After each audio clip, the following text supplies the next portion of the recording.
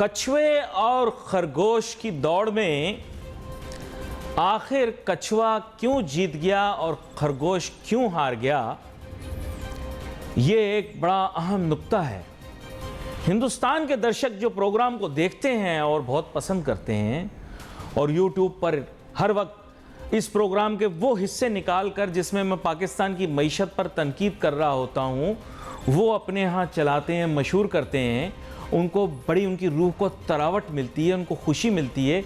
वो एक चीज़ भूल जाते हैं, वो ये भूल जाते हैं कि कछुए और खरगोश की दौड़ में कछुआ ओवर कॉन्फिडेंस की वजह से हार गया। हर वक्त कछुआ पीछे देखकर हर वक्त खरगोश पीछे देखकर मजाक उड़ाता रहा कछुए का। अरे देखो कछुआ कितना आसान जा रहा है, अरे देखो कछुआ कितना ढीला है। ये हिंदुस्तान को भी यही प्रॉब्लम है। हिंदुस्तान वाले समझते हैं कि वो खरगोश की तरह दौड़कर किसी तरह फिनिश लाइन से आगे निकल जाएंगे और पीछे देख देख के घसियानी हंसी हंसते रहेंगे कि कछुआ देखो पीछे रह गया, कछुआ देखो पीछे रह गया। और इस छिछोरपने के अंदर आप देखिएगा कि ये ना सिर्फ के रेस हारेंगे बल्कि दूसरे रास्ते निकल जाएंगे। हिंदुस्तान आज धर्म जाति के मामले पर खुद ही फंस गया।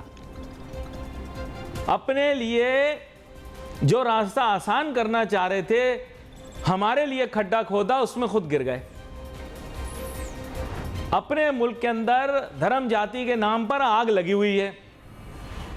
अरे तुम अपने पंजाब, हिमाचल, हरियाणा को बचाओ। तुम पाकिस्तान के बारे में मत सोचो कि हमारी मईशत ये हो गई और वो हो गई और हम डिफॉल्ट हो गए। इस तरह की हरकतें करने से तुम्हें कोई फायदा नहीं होगा। हम तो किसी ना किसी तरीके से रिकवर कर जाएंगे, क्योंकि हमें तो भूखा रहने की आदत है, मुश्किलात सामना करने की आदत है। तुम अपनी सोचो भाई।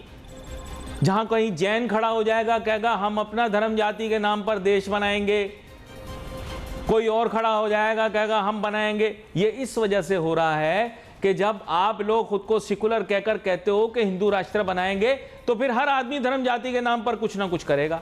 आज आग लगी हुई है, आज आग लगी हुई है। सारी दुनिया तमाशा देख रही है इंडियन मीडिया पर। जो हमारी तरफ देखकर हाय हाय हाय हाय करते थे, तुम लोग खुद हाय हाय के तलबगार बने। वो अपने मामलात को देखो, अब गौर से सुनो।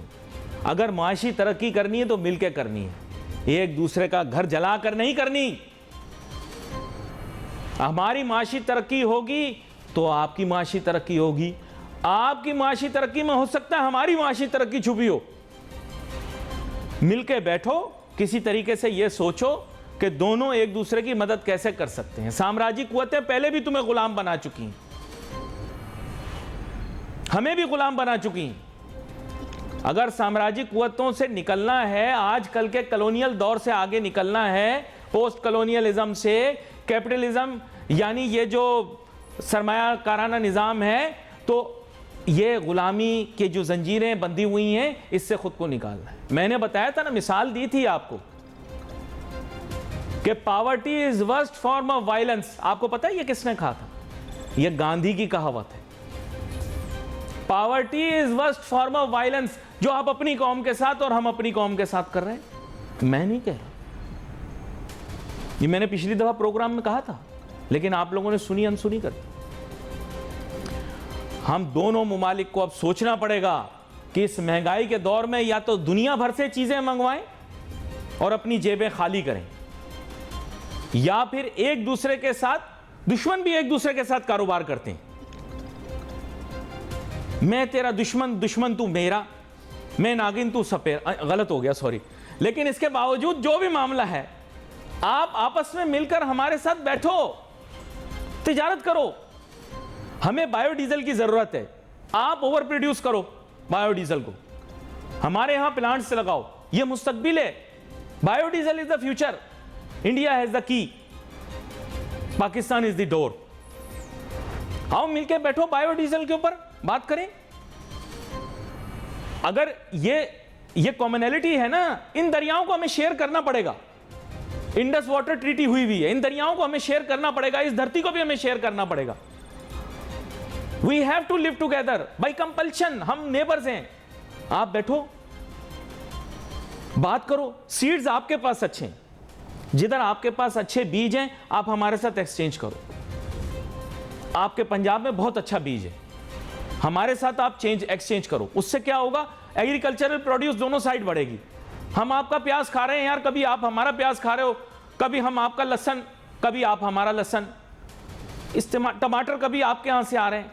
यार मिल बैठ के बात करो, क्या मसला है, क्या प्रॉब्लम क्या आपके साथ? क्यों ऐसा वो मैली बनियान वाले अंकल बन के हर वक्त हमारे घर में झांक कर बुरा भला कहना? ये छिछोरपना छोड़ दो यार।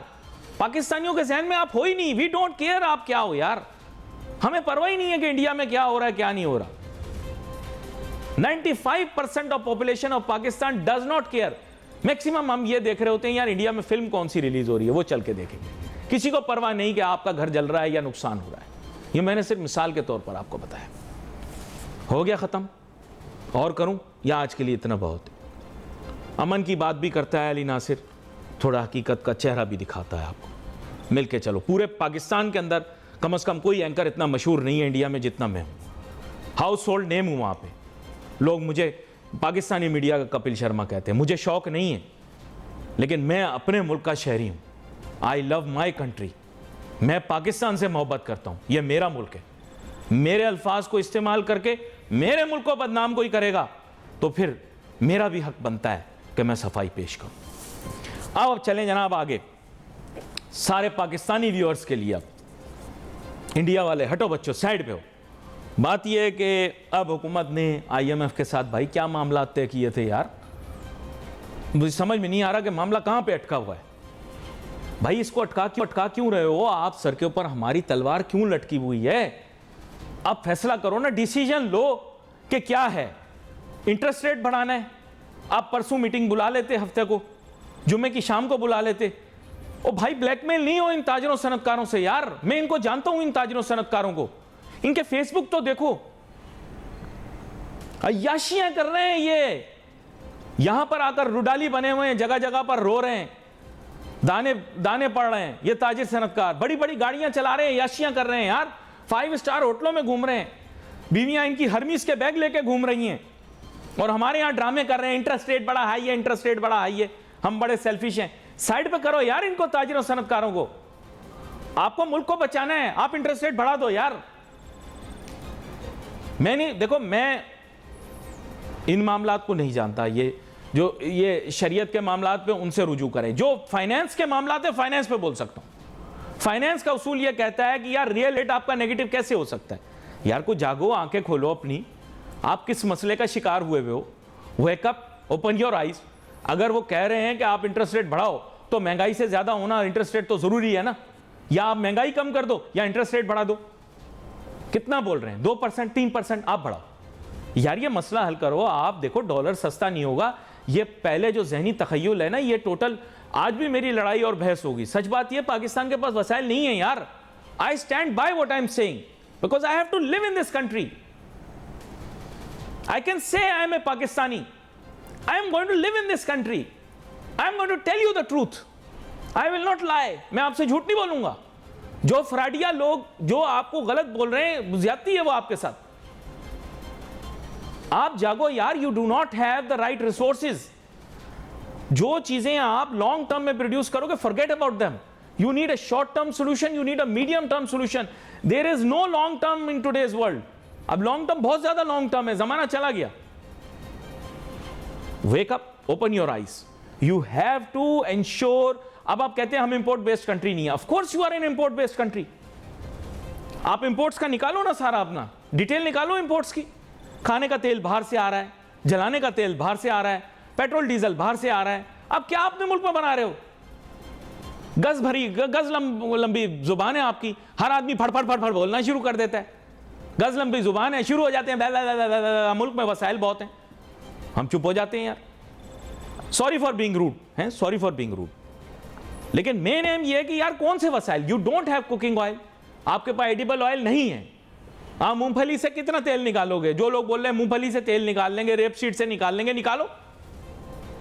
Can you fulfill the requirement of about 250 million with the rapeseed that you have? Can you fulfill the requirement of 250 million with peanuts? Can you fulfill the need of oil in this country, edible oil, through corn oil? आप निकालो, मैंने मना तो नहीं किया आपको, आप निकालो. Can you do the same with sunflower oil? You cannot. You are fooling yourself. उसके बाद आ जाएं आप बोलते हैं हमारे पास तेल और गैस के ज़खायर. बहुत बकवास है. कोई तेल और गैस के ज़खायर नहीं है. आप डिपार्टमेंट ऑफ एनर्जी की वेबसाइट को विजिट करें, आपको पता लग जाएगा ना आपके पास तेल है ना आपके पास गैस है. बातें हैं, बस गज लंबी जुबान है, शुरू हो गए फड़ फड़ फड़ फड़ फड़. यू डोंट हैव इट कि जी वो जो वजीरिस्तान है ना फाटा, वहां पे तेल के ज़खायर हैं, वहां पे भी खोद के देख लो. दूसरी तरफ जापान निकलेगा, तुम्हारा तेल नहीं निकलेगा. You are fooling yourself, yaar. Come out of this. Do not make a donkey run in a race, horse race. Do not make a donkey run in a horse race. Wake up, open your eyes. आप अपने आप को बेवकूफ नहीं बनाओ. आपने किस तरह से जीतना है? इंटरनेशनल डिप्लोमेसी से. आपके पास कुछ भी नहीं है, सब फ्रॉड है. The only way you can reach success is through strategic negotiation at the current moment. दुनिया में एक बिसात है, उस बिसात के अंदर अपना रोल प्ले करो. आपके पास कोई वसाइल नहीं है, सब अपने आप को बेवकूफ बनाने वाली बात है. अब गेम ये है कि एक तरफ अफगानिस्तान है,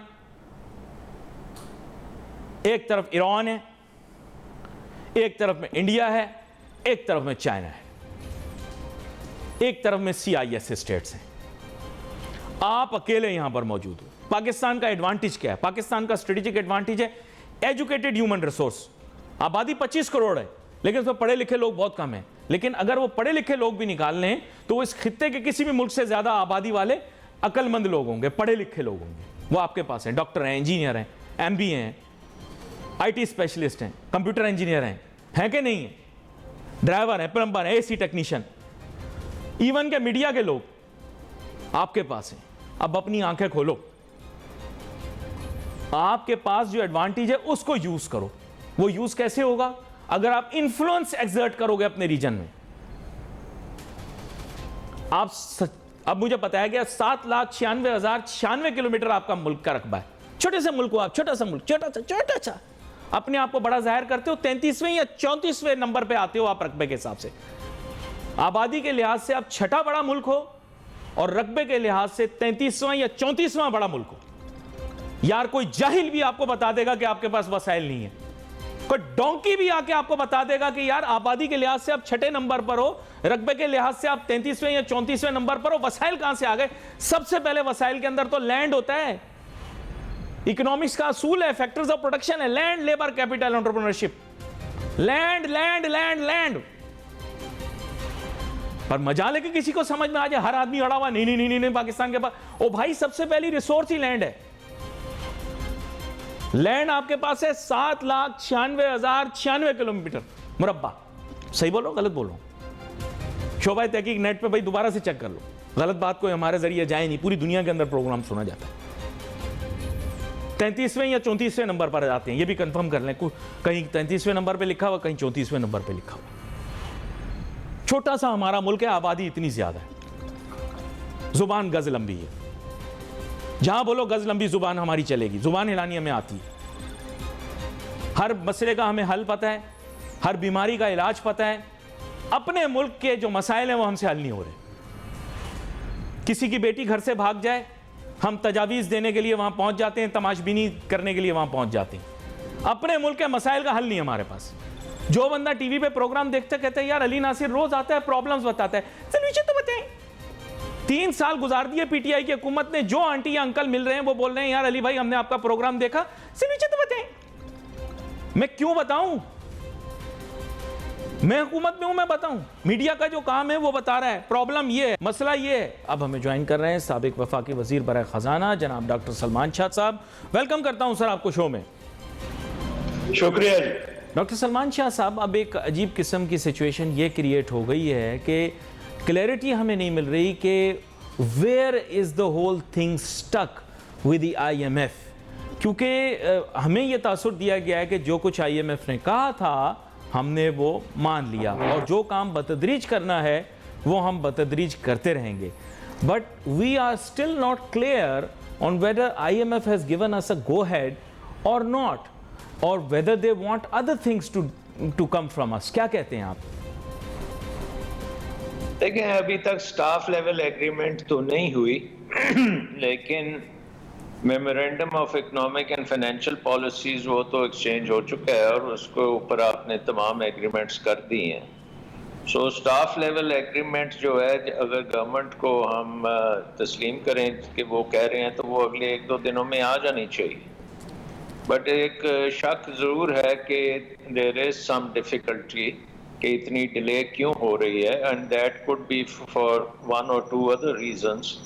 एक तो ये है कि फाइनेंसिंग गैप्स जो हैं, जो हमारे दोस्त ममालिक पूरा करना चाह रहे थे, उनकी कमिटमेंट्स जो हैं वो पूरी तरह से आ गई हैं या नहीं आई, उसके ऊपर क्वेश्चन मार्क अभी भी चल रहा है। और दूसरी बात ये है कि ये जो पॉलिटिकल सिचुएशन है पाकिस्तान की, इसके ऊपर क्या सारी पॉलिटिकल पार्टीज जो हैं, विच बेसिकली मीन्स कि क्या पीटीआई इसके ऊपर साइन ऑफ करेगी या नहीं करेगी। तो आई थिंक कि वो इश्यूज हो सकता है बैकग्राउंड में चल रहे हैं क्योंकि पाकिस्तान में जो पॉलिटिक्स इस वक्त हो रही है वो खासी डिसरप्टिव है और उससे नज़र आता है कि आगे चल के बहुत एनीथिंग कैन हैपन। अच्छा, वो जो ये कहा, ऐसे तासुर मिल रहा है हमें कि इंटरेस्ट रेट के मुतालिक कुछ रिजर्वेशंस हैं और I think they are logical, since जो international theory of interest rates है या बैनुल-अक़वामी रिकग्नाइज्ड इंटरेस्ट रेट की थ्योरी है, वो ये कहती है कि आपका रियल इंटरेस्ट रेट फिर नेगेटिव नहीं होना चाहिए।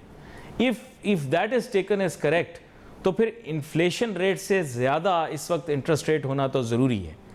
तो आपकी राय में फिर ये इंटरेस्ट रेट कितना होना चाहिए? देखिए, इंटरेस्ट रेट्स की जो थ्योरी भी अगर आप बात करें ना, तो वो फ्यूचर इन्फ्लेशन के ऊपर डिपेंड करती है और फ्यूचर कोर इन्फ्लेशन पे डिपेंड करती है। So it's not very simple idea कि जो भी आपकी हेडलाइन इन्फ्लेशन है उससे ऊपर इंटरेस्ट रेट्स होने चाहिए।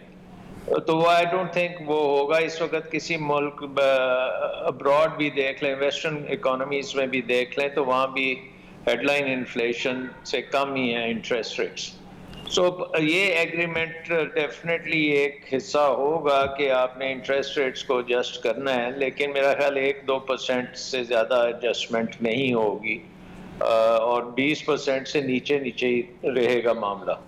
But the main issue I think is कि क्या हम ये बाकी जो हमारी हैं चीज़ें, मसलन बिजली का निज़ाम, उसको हम दुरुस्त कर पाएंगे या नहीं कर पाएंगे, टैक्सों के निज़ाम को ठीक करेंगे या नहीं करेंगे, किस किस्म की जो है आगे चल के ये सब्सिडीज़ की खात्मे को कैसे करेंगे, लोगों की सोशल सिक्योरिटी जो है क्या उसमें और ज़रूरत पड़ेगी तो वो पैसे कहाँ से आएंगे। सो इस किस्म की चीज़ें हो सकती हैं, लेकिन ये मुझे माइनर बातें लगती हैं। मेन जो है कि पाकिस्तान इंतशार में तो नहीं पड़ जाएगा, ये एक बहुत बड़ा कंसर्न है मेरा ख्याल सारी दुनिया का।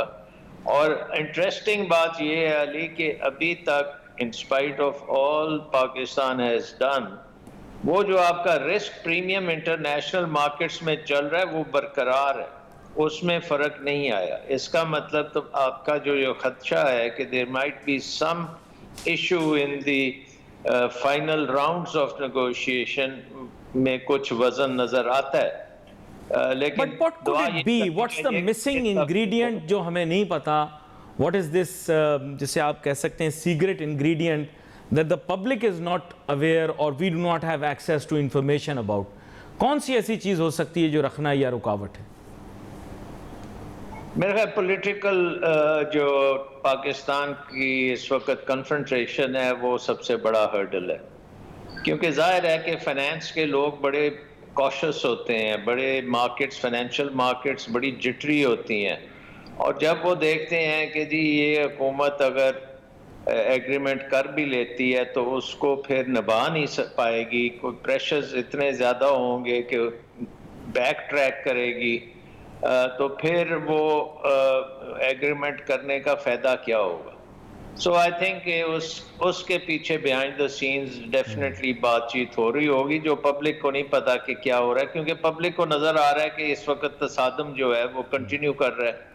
इवन दो आप देख रहे हैं कि कल इलेक्शन ठीक हो गए हैं, उसमें कोई इतनी बड़ी धांधली वगैरह नहीं हुई। सो एक तो ये पॉजिटिव साइन आया है कि जी आप इलेक्शंस इंडिपेंडेंटली करवा सकते हैं। बाकी जो सवाल हैं कि अब नेशनल असेंबली कैसे आगे जाएगी, क्या ये डिसॉल्व होगी या नहीं, इसी को दोबारा से बहाल कर दिया जाए सारों की सीटों को, तो वो कंपैक्ट जो है पॉलिटिकल कंपैक्ट अभी तक सामने नहीं आया और वो उसके आने की ज़रूरत है। अच्छा, अभी जैसे रीड करते हैं सिचुएशन, अभी ये है कि जैसे आपने बताया कि कोई इंटरनेशनल भी अगर कोई प्लेयर होगा पाकिस्तान के साथ किसी भी नौयत की इकोनॉमिक या मॉनेटरी डील करना चाहेगा, so looking for some kind of political stability in the country. Do you still feel the level of confrontation is such कि कोई मिडिल वे ढूंढी नहीं जा सकती, बट सिचुएशन के अंदर कॉम्प्रोमाइज़ गेन करने के लिए अगर सब पार्टीज़ के की स्टेक होल्डर्स इकट्ठे हो जाएं and they agree upon how the next election or how the new government would be formed whenever it is formed, either out of an election or through by technocrats, so बहुत फार flung idea है लेकिन फिर भी वो भी idea float कर रहा है, तो do you think they can sit down together to find a solution for this political instability? I am sure behind the scenes कर रहे होंगे। I mean I am not aware कि कोई पीछे कोई कोऑर्डिनेशन हो रही है या नहीं हो रही, बट आई होप कि हो रही है। एंड क्योंकि पॉलिटिकल चीज़ों के पॉलिटिकल सॉल्यूशंस होते हैं और पाकिस्तान को ज़रूरत इस वक्त है कि एक वे फॉरवर्ड हम चार्ट आउट करें और वो वे फॉरवर्ड जो है इंटरनेशनली भी एक्सेप्टेबल हो, इंटरनेशनल मार्केट्स को भी एक्सेप्टेबल हो। देखिए पाकिस्तान का जो पॉलिटिकल क्राइसिस है ये बार बार आईएमएफ प्रोग्राम्स को डिरेल करता रहा ना, क्योंकि हम इसी की वजह से प्रोग्राम्स नहीं कर सकते। एक गवर्नमेंट प्रोग्राम करती है, फिर वो महंगाई होती है, बाकी चीज़ें होती हैं, तो वो सस्टेन नहीं कर सकती। सो अब वक्त आ गया कि आईएमएफ के ज़हन में है कि ये जो एग्रीमेंट है इसको सस्टेन करने के लिए पॉलिटिकल अकोमोडेशन ज़रूरी है। अच्छा, कुछ राइटिंग्स ऑन द वॉल हैं, मैं चाहूँगा कि आप उस पर भी थोड़ा सा एलेबरेट करें। आईएमएफ का एजेंडा तो जनरली हमारे बैलेंस ऑफ पेमेंट्स और बैलेंस ऑफ ट्रेड के अंदर हमें हेल्प करना है, लेकिन अनफॉर्चुनेटली वो फिर बात फिस्कल डिसिप्लिन पे भी आ जाती है, क्योंकि then they want their money back. Issue ये है कि what is evident now is कि हमारा ट्रेड डेफिसिट बढ़ेगा, क्योंकि हमारे यहाँ जो कंजम्पशन की दो अहम चीज़ें हैं, वन इज़ फॉसिल फ्यूल्स यानी मादनी तेल और दूसरा एडिबल ऑयल यानी खुर्दनी तेल, इनकी डिमांड बढ़ेगी। If you want to manufacture, chemicals की डिमांड भी रहेगी। These are the major imports in Pakistan which can not be reduced, and these are not unnecessary, by the way they are all necessary, there are compulsion. And then there are of course machinery, technology, medicines, mobile phones, cars, मतलब these are all necessary since none of this is being manufactured in Pakistan, either assembled or brought। तो ये तो evident है कि हमारा trade deficit और बढ़ेगा, तो अब इसको कम करने के लिए भी तो आईएमएफ कोई सजेशन देना कि भाई आप कोई तरीका करें कि अपनी एक्सपोर्ट्स बढ़ाएं, इंपोर्ट्स को कम करें। Fiscal discipline is not the way out. नहीं, इट इज ऑब्वियस अली के आपको इन द शॉर्ट रन आपके कर्जे भी बढ़ेंगे, you need more financing. In the short run आपका हो सकता है कि ट्रेड डेफिसिट इतना नीचे ना जाए, वो बढ़ेगा नहीं, मेरा ख्याल नीचे जरूर जाएगा, क्योंकि प्राइसिंग अब ऐसी हो गई है कि बहुत सी चीज़ें हैं मसलन डोमेस्टिक कंजम्पशन के लिए जो हम करते हैं वो अब हमें इंपोर्ट करना बड़ा मुश्किल होगा। इवन पेट्रोलियम एनर्जी को पहले जो आप 10-10 एयर कंडीशनर्स चलाते थे, अब वो शायद एक एयर कंडीशनर पे आप आ जाएं, क्योंकि आपने प्राइसिंग को दुरुस्त कर दिया, आपने एक्सचेंज रेट को दुरुस्त किया है। और अभी भी आप देखें कि एक्सचेंज रेट हवाला जो है वो 290 पे चल रहा है और आपका मार्केट में फिर एक गैप आ गया। और उसका मेन वजह ये हुई है कि जब आपने स्टेट बैंक ने ये कहा कि जी आप अपने डॉलर्स खुद अरेंज कर लें, इंटरबैंक मार्केट से नहीं होंगे, तो फिर दो मार्केट्स बन गई। तो अल्टीमेटली इन दोनों मार्केट्स को भी हमें कंबाइन करना पड़ेगा और interbank market will really have to be a market based, जिसमें सबको एक्सेस हो और वो मार्केट डिटरमिन करे रेट वो क्या होगा। अच्छा ना, once we able to do that, मेरे पास वक्त कम था, मैं अगर थोड़ा सा आपसे एक सवाल पूछ लूं, क्योंकि बहुत ज्यादा अली, प्रेशर होता है अवामी क्वेश्चंस पूछने का। जी माजर, एक्सपोर्ट्स जी जी जी, एक्सपोर्ट बहुत ही जरूरी है, लेकिन उसको चेंज करते करते थोड़ा सा टाइम लगेगा। जाहिर है कि जो आपके एग्जिस्टिंग एक्सपोर्ट सेक्टर्स हैं उनके मुश्किलात अगर हल होती हैं तो वो जल्दी बूस्ट कर सकती हैं एक्सपोर्ट्स। सर उसके लिए I will be very frank with you doctor Salman Shah sahab, I think that sometimes we do not take into consideration that within the 4 factors of production the entrepreneurship factor really matters. हमारे यहाँ जो है ना businessman, with all due respect, visionary है नहीं। जिन मतलब अच्छे लोग हैं, ऐसी बात नहीं कि अच्छे लोग नहीं हैं, they are very good people, लेकिन विजन नहीं है उनमें। they can talk billions but they can't talk trillions, and they can't dream trillions, they can't think trillions. तो प्रॉब्लम ये होती है कि हमारे यहाँ विजनरी बिजनेसमैन हैं ही नहीं। They just like slip shot arrangements to make profits. इनको मतलब मैंने जो इनके साथ बैठा हूँ, many of them are very well educated, Ivy League educated, इनकी नई नस्ल आ रही है, पर विजन नहीं है। मतलब बहुत सारे लोग तो ऐसे मिलते हैं, टू बी वेरी फ्रैंक, के वो आप पंजाबी में होता है ना, हम लोग कहते हैं ठिप्पर, वो उर्दू में उसे कहते हैं शलगम, तो वो ठिप्पर वाली बात होती है, ठिप्पर जैसी सोच होती है उनकी, टू बी वेरी फ्रैंक, गोंगलू जैसी फॉर अदर्स। जी नहीं, आई थिंक ये आपकी बात दुरुस्त है टू अ सर्टेन एक्सटेंट, और इसके पीछे एक बहुत बड़ा फैक्टर है कि पाकिस्तान ने नेशनलाइजेशंस जो की थी 70s में, उससे बहुत से बड़े बड़े जो ग्रुप्स थे जिनको आप कह सकते थे कि वो इनोवेटिव भी थे और रिस्क टेकर्स भी थे, उनको आपने ख़त्म कर दिया उनको, और उनकी जो नेक्स्ट जनरेशंस हैं वो बड़ा नहीं हो सकती, क्योंकि उनकी डीएनए में है कि अगर बड़े होंगे तो हमें कुचल दिया जाएगा। एंड बहुत से जो हैं वो दूसरे मुल्कों में चले गए हैं। So entrepreneurship is a very big problem in Pakistan, क्योंकि हमने उसको खुद ही डिस्ट्रॉय किया है। बड़े अहम नुक्तों के ऊपर आपने बात कर ली, लेकिन अब कहते हैं कि ऐसे वक्तों में न्यूट्रलिटी की भी ज़रूरत है।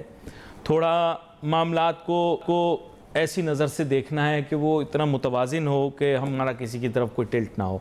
Obviously I can not expect the same from you, because इस वक्त you have political sympathies with the PTI, I am assuming and I am sure of it. लेकिन मैं ये कहना चाहूँगा कि एम ये है कि सर मुझे सही आपने ये बताना है कि अगर पीटीआई की गवर्नमेंट ना जाती, शौकत तरीन साहब अभी भी वज़ीर ख़जाना होते, तो I think we would have not been in a better position. I think ये एवलॉन्च जो है ये अपना इसने शुरू कर दिया था गिरना। अब बात ये है कि वो जिसकी बारी आ रही है उसके ऊपर आकर गिरता जा रहा है। In fact I think he was relatively lucky कि वो गवर्नमेंट चली गई, वरना टुडे जो कुछ मौजूदा हुकूमत को क्रिटिसिज्म सुननी पड़ रही है ये उनको सुननी पड़ती। क्या कहते हैं आप? ये लास्ट पॉइंट से तो मैं एग्री करता हूँ आपसे कि उनको करनी पड़ती, क्यों, बट ये है कि जब वो गए थे उस वक्त आपके पास रिजर्व्स तकरीबन 20 अरब डॉलर्स के थे, और आपके पास एक IMF प्रोग्राम था।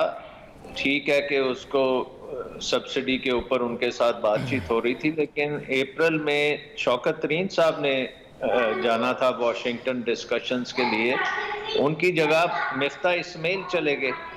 अब जाहिर है कि मिफ्ता इस्माइल ने तो वो प्रेपरेशन नहीं होनी थी जो शौकत तरीन साहब के साथ थी, और उसी वक्त हमने देखा कि उन्होंने जब वहाँ जाके बहुत सी डिफरेंट ओपन कर दी चीज़ें, तो आपका रिस्क प्रीमियम जो है मार्केट्स में एकदम शूट अप किया। ये नहीं भूलना चाहिए, क्योंकि इंटरनेशनल मार्केट्स में जो रिस्क प्रीमियम है वो सबसे बड़ा इंडिकेटर है कि मार्केट आपको किस तरीके से देख रही है। और मिफ्ता इस्माइल साहब के वक्त में वो रिस्क प्रीमियम 100% से ऊपर गया, और शौकत तरीन साहब के वक्त में वो सिर्फ 3-4% था। सो आप ये जो डिफरेंस है इसको आप नेगेट नहीं कर सकते, जो मर्जी आप उस पॉलिटिकल कॉनोटेशन डाल दें। मार्केट्स जो हैं वो रिस्क को परसीव जैसे करती हैं, वो एक बड़े साइंटिफिक तरीके से करती हैं, और उन्हें नजर आता है कि ये चीज़ नहीं होगी, इसलिए वो रिस्क ऊपर चले जाता है। और आज भी वो रिस्क हमारा उसी तरह ऊपर है, इवन दो आपका आईएमएफ के साथ तकरीबन समझौता होता जा रहा है, लेकिन वो रिस्क नीचे नहीं आ रहा। और वो नीचे इस क्योंकि दुनिया ये देख रही है कि इनके पास इम्प्लीमेंटिंग कैपेसिटी नहीं है। और वो इम्प्लीमेंटिंग कैपेसिटी के दो तीन पहलू हैं। नंबर वन है कि पॉलिटिकल अकोमोडेशन नहीं है। नंबर टू ये है कि इनहेरेंटली इस प्रोग्राम में उनकी दिलचस्पी नहीं है, क्योंकि हम बात करते हैं कि जी रिलीफ कैसे मिलेगा, ये कैसे होगा, तो पूरा नेशन जो है वो एक किस्म का समझता है कि आईएमएफ का प्रोग्राम बहुत ज्यादती हो रही है और पाकिस्तान को कोई शायद जबरदस्ती कोई काम किया जा रहा है जो कि नहीं होना चाहिए। तो ऐसी बात इंटरनेशनली जब जाती है तो उनको नजर आता है कि इनके लिए बड़ा मुश्किल होगा काम करना। सो आई थिंक हमें अगर सिर्फ हम पॉलिटिक्स साइड भी अगर इंडिकेटर्स देखें, इंटरनेशनली जो इंडिकेटर्स जिसको आप कंट्रोल नहीं करते वो मार्केट्स कंट्रोल करती हैं, उसके लिए हमें जो है इकदाम करने चाहिए। और इस पॉइंट ऑफ व्यू से हमारे पिछले 4 वजीरे जो हैं फाइनेंस मिनिस्टर्स, बल्कि 7 फाइनेंस मिनिस्टर्स मेरा ख्याल है कि दार साहब, मिफ्ता साहब, अपना जो बीच में हफीज शेख साहब भी आए, शौकत तरीन साहब भी आए, इन सारों को बहुत मुश्किल एक एनवायरनमेंट में से गुजरना पड़ा। और इसकी ओरिजिनल सोर्स जो है वो 2017 है, जब हमने 21वां प्रोग्राम मुकम्मल किया था। आईएमएफ ने उस वक्त भी कहा था कि आप एहतियात से आगे चलें, लेकिन हमने एहतियात नहीं की, हम एकदम कर्जों पे चले गए, बहुत बड़े बड़े कर्जे लिए, फिर सीपैक के कर्जे लिए, फिर बिजली के कर्जे लिए, बिजली के मायदे ऐसे कर लिए जो सस्टेनेबल नहीं थे, जो एक इकॉनमी में बहुत महंगी बिजली देते थे, इंपोर्टेड बिजली आनी बहुत ज़्यादा हो गई जिसकी पेमेंट ही नहीं आप कर सकते। सो आई थिंक इसमें ये नहीं है कि कोई एक आपने बटन को ऑफ ऑन किया है तो किसी ने गलती से गलत बटन ऑफ कर दिया है। ये तो परसिस्टेंटली हमारी जो अप्रोच है इकोनॉमिक मैनेजमेंट की वो खासी खतरनाक रही है। और वो imported debt and no exports, ये 3 चीज़ें हम करते रहे और अब वो आके टाइम खत्म हो गया। अब आपको एक्सपोर्ट करना पड़ेगा, डेट को सस्टेन करना पड़ेगा और आपको इंपोर्ट्स कम करनी पड़ेंगी, तो फिर आपकी जो है कहानी चलेगी। और मेरे ख्याल में ये कहानी बड़ी बड़ी अपॉर्चुनिटी है इसमें बहुत एक किस्म का, क्योंकि पाकिस्तान एक बहुत बड़ा मुल्क है, 5वीं सबसे बड़ी आबादी है, सबसे यंग मुल्क है, तो कोई वजह नहीं है कि पाकिस्तान एक बहुत बड़ा एक्सपोर्ट पावर हाउस बने। और वो जो आपने बात की कि हमारे जो एंटरप्रेन्योर्स हैं उनमें वो इनोवेशन नहीं है, उनमें वो इनोवेशन इसलिए नहीं है क्योंकि उनके रिस्क बहुत उनको नजर आता है। रिस्क, उनकी एवर्जन को कम करने की जरूरत, उनका रिस्क कम करेंगे तो ये इनोवेशन भी सारी आनी शुरू होगी। और इंक्लूजन की भी ज़्यादा ज़रूरत है सर। इंक्लूजन हमारे यहाँ नहीं है। Many young people have very bright ideas, लेकिन अनफॉर्चुनेटली क्योंकि हमारे यहाँ सिस्टम ऑफ इंक्लूजन नहीं है, wealth is in a few hands, so वो कभी कभार लोगों के पास आइडियाज़ तो हैं लेकिन वो एग्जीक्यूट नहीं कर पाते। जी बिल्कुल, क्योंकि हमने निज़ाम को ऐसा बनाया हुआ है कि एक निज़ाम में हम किसी को अंदर नहीं घुसने देते। और बैंकिंग का भी जो निज़ाम है वो भी बहुत रिस्क अवर्स है और वो बेसिकली कमर्शियल बैंकिंग करता है, कोई इन्वेस्टमेंट बैंकिंग नहीं करता, यूनिवर्सल बैंकिंग नहीं है, आपकी इंफ्रास्ट्रक्चर फाइनेंस नहीं होती। बहुत सी चीज़ें हैं जिसमें हमारे बैंक्स जो हैं वो पीछे रह जाते हैं, लेकिन वो फाइनेंशियल सिस्टम जो है हमारा वो अंडर डेवलप्ड है। वो उसमें तब्दीली करना, उसको डेवलप करना, उसको ओपन अप करना, इकोनॉमी को एक मार्केट इकोनॉमी बनाना, ये चीज़ें अभी हमने करनी है। बहुत सी दुनिया ने कर ली हैं, मतलब ब्राज़ील ने कर ली हैं, ईस्ट एशिया ने कर ली है, इवन सेंट्रल एशिया ने ये चीज़ें कर ली हैं, यूरोप ने कर ली हैं, बट पाकिस्तान ने ये चीज़ें अभी तक हम फंसा के बैठे हुए हैं। और ये जो है हमारी पॉलिटिकल वीकनेस की वजह है, पॉलिटिकल लीडरशिप नहीं है, जो इकोनॉमिक थिंकिंग जिसकी हो, इकोनॉमिक विजन हो, कोई वजह नहीं है कि पाकिस्तान की इकॉनमी जो है अगले 10-20 साल में दुनिया की 5वीं सबसे बड़ी इकॉनमी बन सकती है, क्योंकि सारे इंग्रेडिएंट्स हैं। चलें, लेकिन जो वो मेरे पास प्रोग्राम में जो- वक्त बड़ा महदूद है, तो मैं कोशिश करता हूं कि मैं अपनी गुफ्तगू कंक्लूड करूं। आपका बहुत आप शो में हमारे साथ शरीक हुए। नाजरीन, यहाँ पर यह है कि बहुत सारे नुकात के ऊपर गुफ्तगू हो गई। We wait for your message on Facebook. Ali Nasir हमारी टीम को इजाज़त दीजिए। अल्लाह हाफिज़।